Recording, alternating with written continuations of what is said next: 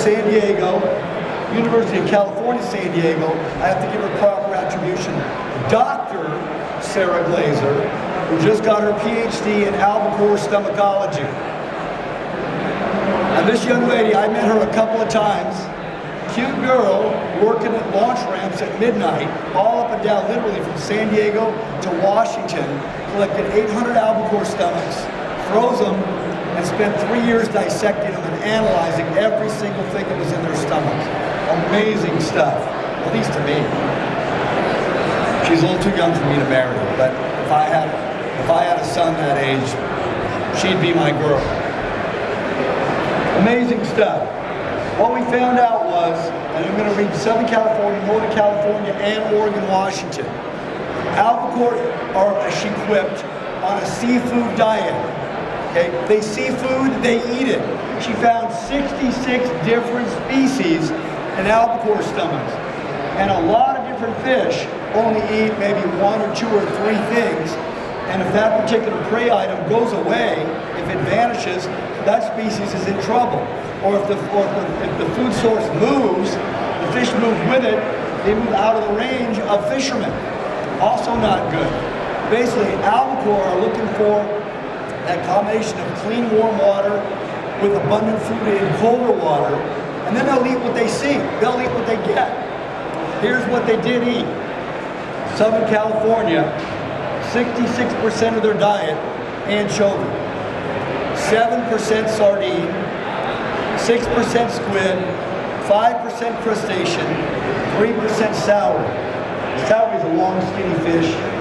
Those are the fish in Alaska. They look kind of like a needlefish. In Northern California, and it doesn't happen often, but the light bulb went on over my head. Number 1 item in an albacore's diet in Northern California, 42% of their diet, hake.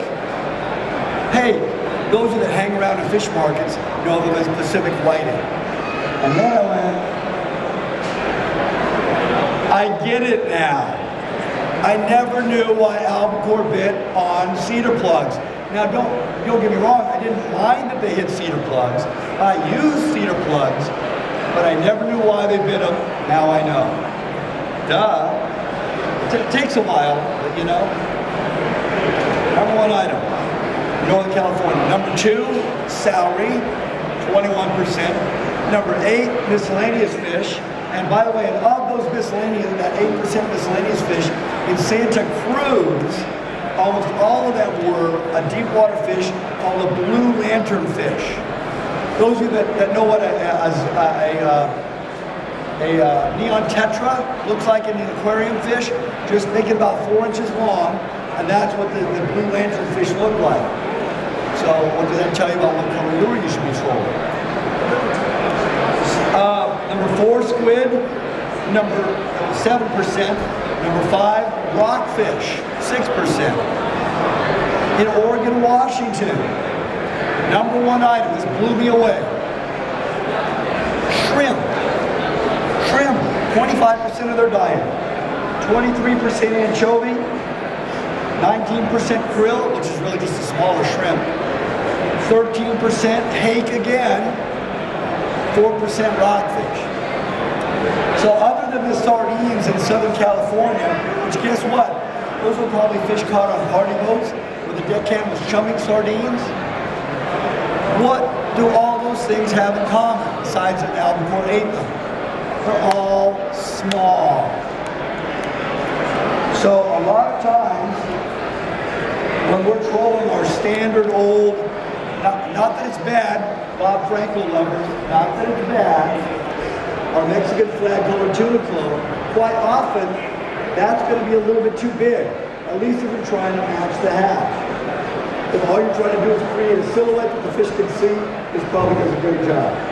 When the fish start to get picky, when they start to get finicky, this is not really replicating what they're actually eating. For me, the last couple of years, and this applies even in San Diego, I've been doing by far the best on albacore on these much, much smaller, not necessarily hoochies. That happens to be the Williamson Jet O smoker, but the mini jet heads, which are about 4 inches long. By the way, that's, I didn't call it that before, but I have to be careful, I can't get too close to the speakers. I now call that the blue lantern fish. I don't think that's what they intended either, but believe me, that's what I'm calling it now. Now I know why it was working. I guess I never really needed to know why. Now I know why that's working, because that is what they're eating. They're not eating sardines that I have in my bait tank unless I chum them out there. So, what I'm gonna do is this rig right here, this has really become the standard rig, the old San Diego style rig that we used to use, which was 4 feet of 100 or 130 pound leader with a big old swivel. And that still works in San Diego because they might hook a marlin, they might hook 150 pound yellowfin tuna. For us up here, we're not really very likely to get that, although if it's an El Nino, maybe we will this year. We want a little bit more stealthy rig, and I'm tying that straight on. I've got 50 pound test line on there, no swivel. I don't use fluorocarbon yet. I don't ascribe the fluorocarbon on my trolling rigs yet. Might I change my mind in the future? I might. When fluorocarbon first came out, I was not sold, even for live bait fishing. Now I am sold completely for my live bait fishing.